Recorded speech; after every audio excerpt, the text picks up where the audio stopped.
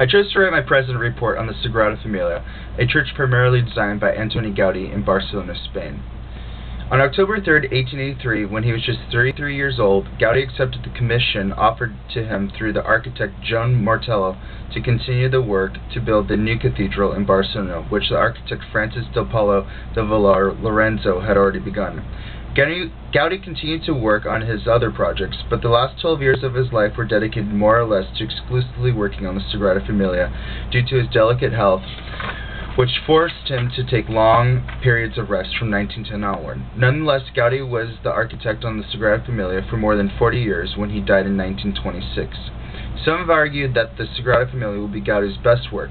The argument behind this, and the continuation of his master architectural plan, is that it provides the only insight into the final phase of Gaudí's life, that period in which many architects produce their best work.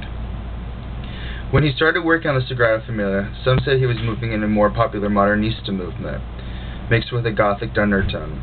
Gaudí's last few years alive, he introduced a radical shift of emphasis in his studies, the result of which can now only be seen outside the context of the model maker's studio, as building work in the nave still progresses.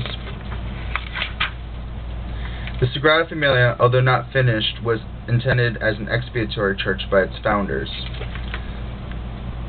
The architectural layout of the church has a Latin cross floor plan and consists of 5 aisles, an apse, and a transept. The church's design has 3 facades, each having 3 porches. The facade of Nativity was completed first. The 3 portals of the facade are related to Christian themes of faith, hope, and charity. Sagrada Familia also boasts pinnacles, the tops of the towers. These pinnacles are highly decorated with beautiful mosaics and various lifted textures.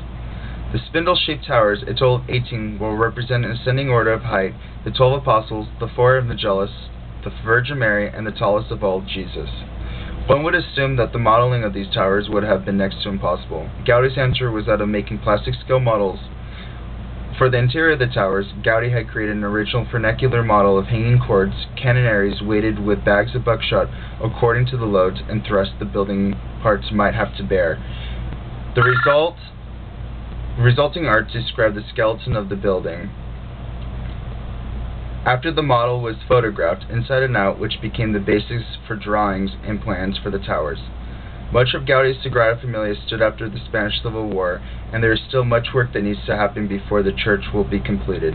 The fact that Gaudí's Sagrada Familia is unique, with no one clear sense of architectural theme, is what will make this church beautifully mixed 19th century architects and inimitable ideas stand out way into the 21st century and undoubtedly many years to follow.